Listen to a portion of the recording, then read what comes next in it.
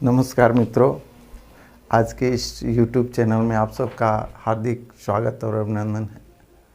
और कल हम लोग YouTube के इस चैनल पे नहीं आए थे। कल माँ सरस्वती का पूजा था और हम लोग मिल कर के उस पूजा में शामिल हुए थे, जिसकी वजह से हम नहीं आ पाए। आज हम एक एक्स्ट्रा क्वेश्चन जो अनुपात एवं समानुपात से है, उससे रिलेटेड हम आप लोगों को सिखाने जा रहे हैं। जैसा कि क्वेश्चन दिया गया है, दो व्यक्तियों के अनुपात 5:3 है तथा उनके दो व्यक्तियों के यहाँ जोड़ लेंगे।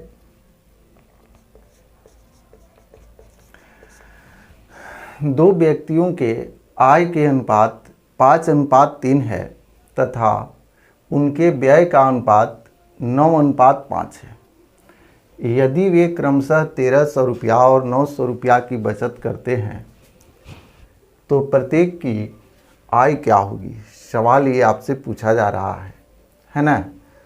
तो ऐसे सवालों को हम लोग हल करने के लिए यदि दिया गया है, ध्यान देंगे कि इन दोनों व्यक्तियों के आय, पहला व्यक्ति और दूसरा व्यक्ति, जिसके आय का रेशियो जो है 5:3 है, ठीक है।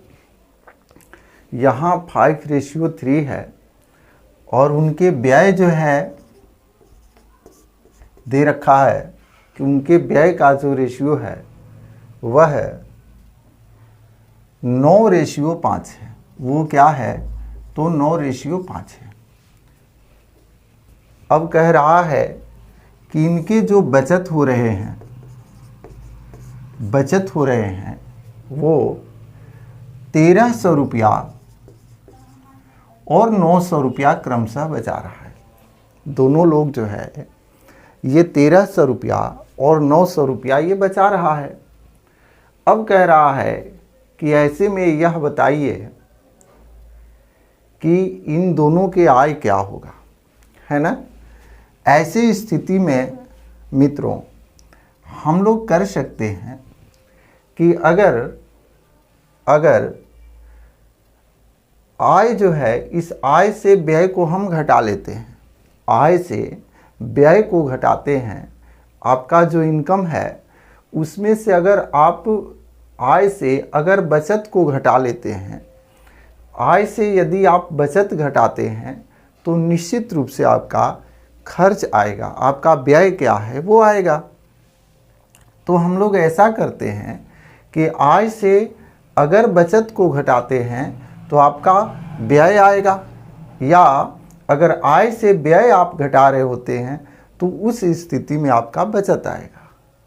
तो दोनों तरीके से हम लोग प्रश्नों को हल कर सकते हैं। पहला तरीका हम लोग यूज करते हैं कि आय से अगर बचत घटा रहे होते हैं, मान लेते हैं कि पहले का आय अगर 5x है, यहाँ अगर 5x आय है तो दूसरे का आय क्या होगा? 3x होगा। और अगर हम लोग 5x से, है ना, 1300 घटाते हैं, क्या घटाते हैं? 1300। दूसरे स्थिति में अगर हम लोग 3x से भी, है ना, 900 घटाते हैं तो दोनों के जो रेशियो होगा 9:5 होगा, यानी 9/5। ऐसे में हम लोग x के वैल्यू लेके यदि आ जाते हैं तो जो x का वैल्यू अगर दोनों में हम पुट करते हैं तो दोनों में पुट करने से आपका जो है ना, दोनों के आय भी आ जाएंगे। जैसे 25x माइनस 6500 बराबर 27x माइनस 8100 हुआ, है कि नहीं।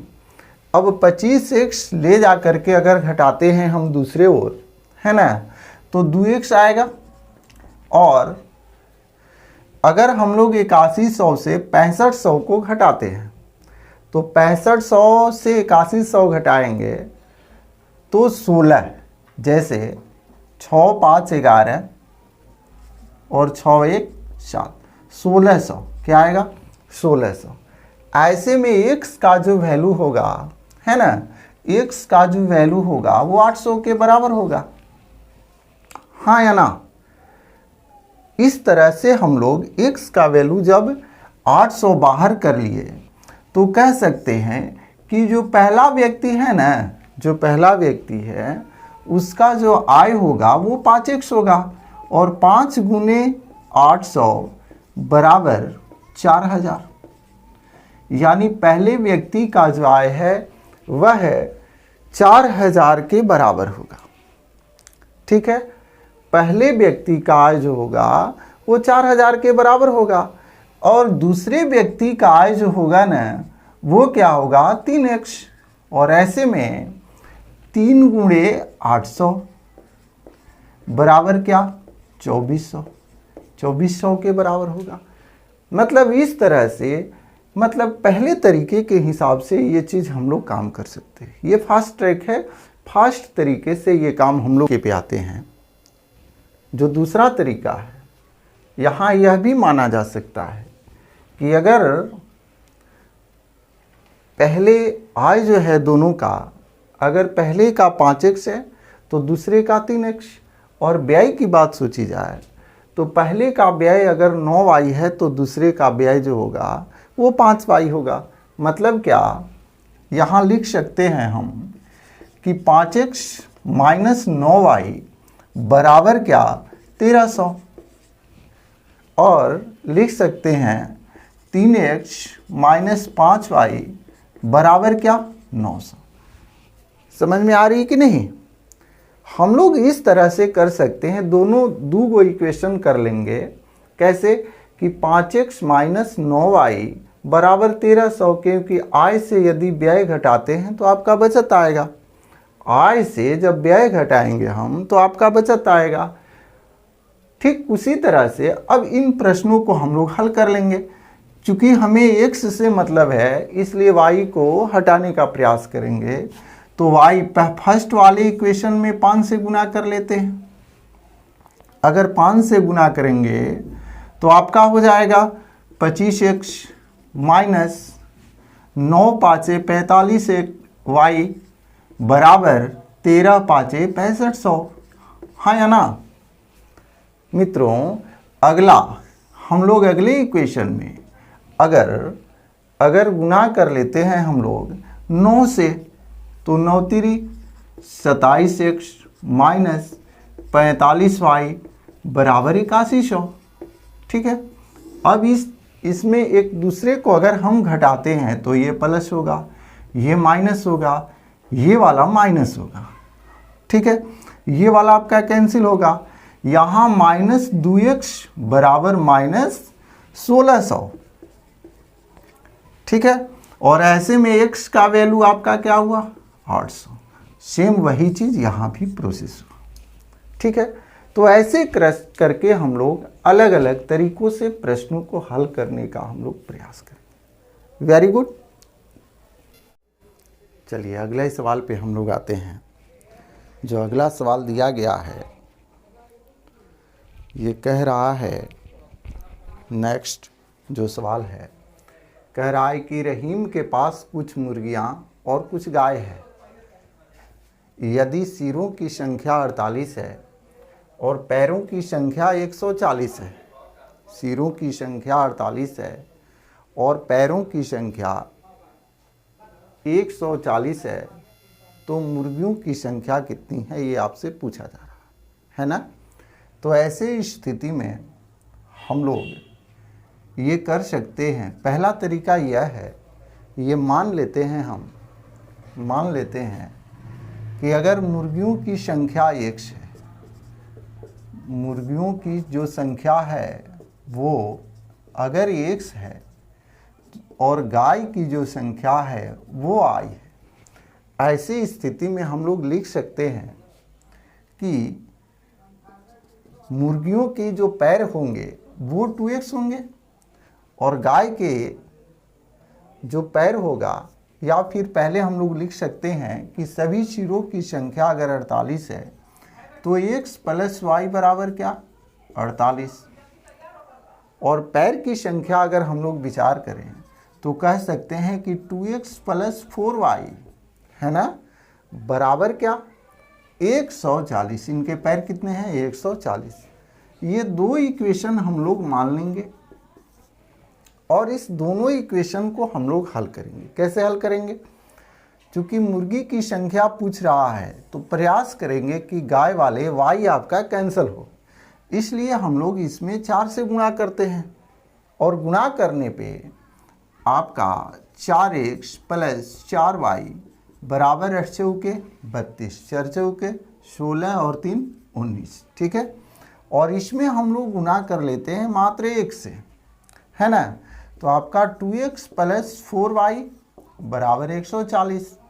और अगर हम लोग घटाते हैं ये माइनस का चिन्ह होगा, तो ऐसे स्थिति में ये कैंसिल होगा और यहाँ 2x बराबर आपका 2 हुआ, ये 5 हुआ, है ना। 26 दूनी 52। मतलब क्या, इन मुर्गियों की जो संख्या है वो टोटल कितनी है 26 है। ठीक है, दूसरे तरीके पे आते हैं। इसे दूसरे तरीके से भी हल किया जा सकता है। जैसे अगर हम जो भी सिर है, जो मूड़ी है, मूड़ी इसको हम लोग कहेंगे, जो सिर है 48 सिर की संख्या है, इस सभी सिरों को अगर हम लोग मुर्गी मान लेते हैं, सभी सिरों को अगर हम लोग मुर्गी मान लेते हैं तो मुर्गी के पैर जो होंगे वो कितने होंगे भाई 48 × 2 यानी क्या होंगे 96 होंगे। और यदि हम सबको गाय ही मान लेते हैं, 48 जो सिर है यदि सबको हम लोग गाय ही मान लेते हैं तो गाय के पैर 48 × 4 यानी 8 चौके 32, 4 चौके 16, 3 19, 192। यानी गाय के जो पैर होंगे 192 और मुर्गी के जो पैर होगा वो 96। लेकिन ऐसा कुछ है नहीं, सभी पैरों की संख्या 140 दिया हुआ है। तो हम लोग एलिगेशन को यूज़ करते हुए कह सकते हैं कि भाई मुर्गी, अगर सबको हम मुर्गी मान रहे हैं तो पैर 96 हो रहा है, सबको गाय मान रहे हैं तो पैर 192 हो रहा है, जबकि पैरों की संख्या क्या है 140 है ना। अब ऐसी स्थिति में हम लोग एलिगेशन को यूज़ करते हुए एक दूसरे से घटा लेते हैं। तो आपका ये क्या होगा 52, ये क्या होगा भाई तो 44, 13 चौके 52 रेशियो 11 चौके 44। मतलब क्या कि 13 मुर्गियों के साथ 11 गाय है, 13 मुर्गियों के साथ क्या है 11 गाय है। अब कह रहा है कि मुर्गी की संख्या कितनी है, तो मुर्गी आपका क्या होगी 13 रेशियो में होगी। कितने में भाई तो 24 में। तो 48 में कितना होगा 24 दूनी 48, 13 दूनी क्या 26। ऐसे करके प्रश्न हम लोग हल कर सकते हैं। ठीक है, इस फास्ट तरीके को यूज़ करते हुए हम लोग तमाम प्रश्नों को, इस तरह के बहुत सारे सवाल आते हैं उसको हम लोग हल करने का प्रयास धीरे धीरे करते जाएंगे। ओके।